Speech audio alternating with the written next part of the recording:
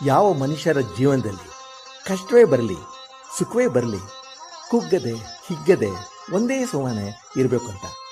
ಎರಡನೆಯದು, ಮನುಷ್ಯನ ಗುಣ ಅವಗುಣ ಸರಿಯಾಗಿ ಅಳತೆ ಮಾಡಿ ಆಮೇಲೆ ಸ್ನೇಹ ಮಾಡಬೇಕು.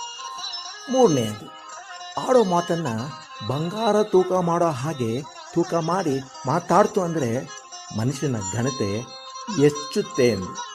ನಾಲ್ಕನೇ, ಬಂಧುಗಳಲ್ಲಿ ಮಿತ್ರಗಳಲ್ಲಿ ಆಗಲಿ ಅಳತೆ ನೋಡಿ ಸಲಿಗೆ ಬಿತ್ತು ಅಂದರೆ ವಿಶ್ವಾಸ ಶಾಶ್ವತವಾಗಿ ಇರುತ್ತೆ. ಐದನೇದು, ಕಾಲ ಅನ್ನೋದು ಬೆಲೆ ಕಟ್ಟಕ್ಕಾಗದೇ ಇರುವಂತಹ ವಸ್ತು.